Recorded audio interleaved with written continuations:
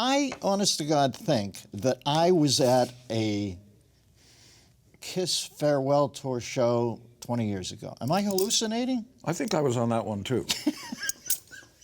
But I mean, is this... No, it happened. Well, it's a fair question. What happened was that Peter, Chris, and Ace Frehley, who were the original founding members with Paul and myself, 46 years ago. Yes, I still have hair. 46 years ago.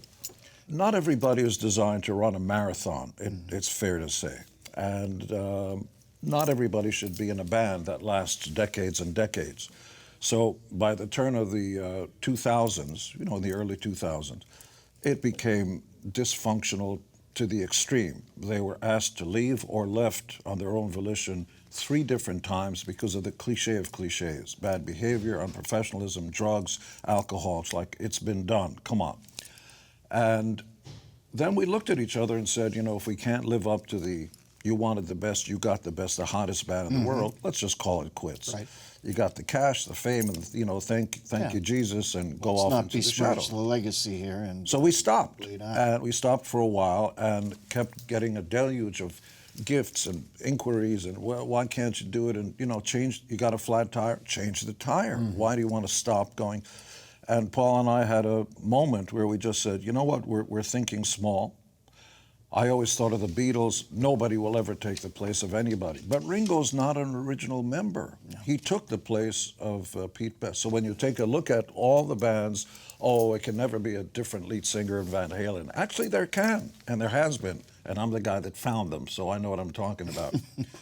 And so... And the Plasmatics, too, right? Or did you find Wendy O as a solo artist? Well, I produced her and, oh, God, a ton of them. Used to manage Liza Minnelli, and you don't have enough time. I'm sorry, I didn't want to take you off that Beatle thread, because I can stay there all day, especially on the 50th anniversary of Abbey Road. At the height of that record, by the way, they weren't getting along. Yoko's bed was in the studio, and when they're walking across the street, they barely talked to each other. And at the height of that dysfunction, that brilliant record. But getting back to what I was saying, which is that this is the final tour. It's a long one. We've got another 2 years of staying out there. We've already done 93 cities around the world, coming back again. But the reality is that I'm 70. By the time I'm 72, it's time to get off the stage. You know, we've both seen bands that stayed too long on that stage. Still looking good, not too much of a gobble.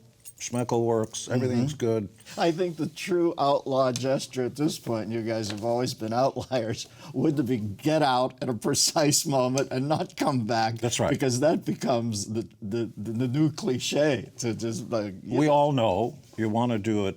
Get off the stage before they're tired of you. And when you introduced us at the foot of the Statue of Liberty, you know, in New York City or whatever, for the VH1 VM something awards, you do 1 or 2 songs, get off the stage. Leave them wanting more. Don't stay on there too long. So we don't do long shows, 2 hours, no more. And you want your career. Like Muhammad Ali should have quit at the top. Tyson, who's a friend, is a good guy. When you're on top, thank you very much, go off like Shane, Alan Ladd Sr. I imagine it would be important to you guys to burn it down on your last show. And I just mean like burn it down where you walk off and you think, God, that might be the best show we've done in 47 years. Wouldn't that be great? I mean, I'd like rest up, I'd get treatments, whatever, like Norma Desmond, I'd get into the cold packs and all that. Extra Fox's You Bet in the Milk. Just to come out and like burn it down. That would be the best, because the champions, you're running your marathon, but when you see the finish line, I think you and I would speed up instead of slowing down, right? I'd rather croak it out, breaking the tape in the way they remembered me to some degree than I would. I'm with you. Like, You want to be able to come and go at the same time. Yeah. And Gene Simmons, by the way, I have to ask you, did you ever have the horn for Gene Simmons, who was beautiful back in the, Gene Simmons. The original Gene Simmons? Yeah, there was an actress, for those of you who were just born last week, a wonderful actress named Gene Simmons, who was married. Gorgeous. I was staying at the Beverly Wilshire Hotel in the days when she was still there. Oh, really? And, yes.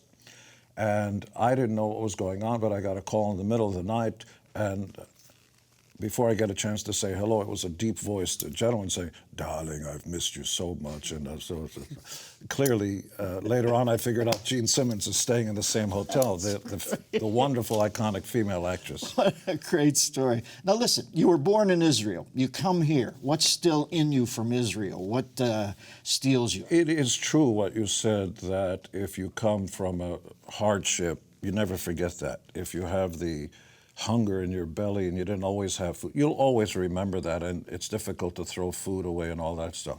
I grew up, I was born 6 months after the state of Israel was declared independent or not. You can argue politically, historically, and so on, but there is a country called Israel, and I happen to have been born there. I have no choice in the matter. That's where I came. 6 months afterwards, there was no infrastructure, no roads, no brands. You used to get newspapers with some rice, and I remember my mother, we'd stand in line for hours to get bread, which was just, cut away. There was no brands or anything.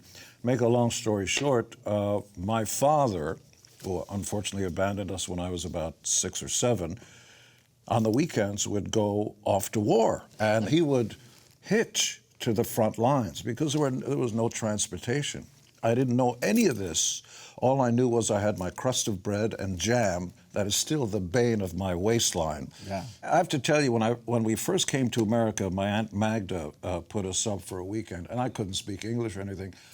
And I saw cars and roadways. I'd never seen that in Israel. Small, you just had dirt roads and horses and stuff. And different planet. Everything was big. The people were big. The sandwiches were enormous. And I walk into Aunt Magda's kitchen, and there's a refrigerator there. And I didn't know what it was. We didn't have one. And I opened up the thing, and there was all these jars and things. I didn't know what to do with it. And my Aunt Magda said, with a spoon, "Here, taste this." It was jam.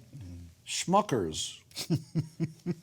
And I opened the can, and she gave me the spoon, and she meant for me to take a taste. I ate the whole damn thing. I never tasted anything like that. Both my mom and my Aunt Magda were just laughing with tears, and I didn't know what they were Tell me laughing about your mom, Gene. She obviously is. Now, you said your father, you came here with your mom. Did you come with your father, too? No. So by 6 or 7, my father was gone, and he remarried 4 or 5 other times. My mother, bless her, lived until 93. She just passed away. Do you share her name, or do you? Florence. Florence. She is the DNA that makes up any morality or ethics I have. They teach you about Columbus and stuff like 1 and 1 is 2 in school. They don't teach you the fiber of what it means in Yiddish terms, menschhood. Like what is the nature of good versus evil? Because it's all about choices, and you're lucky to be in America where you do have choices. To lead a good life and to make good and be kind to people and all that stuff. My mother's all of that. I would understand if my mother thought the world was a terrible place. As a child of the Holocaust, yes. Our entire family was wiped out in front of her. She saw her mother, my grandmother, walk into the gas chamber, and before she did that, she pointed at my mother and said, "Live," in Hungarian. In other words, survive. Well, God bless her, because she emotionally suckled you. Look, your whole life, you see the upside. That comes from her, and God bless her. She's always with me. The girlie at James was the first one you met, baby. And now with Shannon, how's things? She's a great dame for you, right? We've been together 36 years. And 29 of those first years, I was a jackass, asshole, completely self-absorbed because you're in a band. Not because those were my choices. And you don't know what you've got until you start, because we don't mature as men for a long time. We look, I'm 6'2", and I've big, deep voice and all that stuff, but you're just 14-year-old horny boys, and you don't grow up for a long time.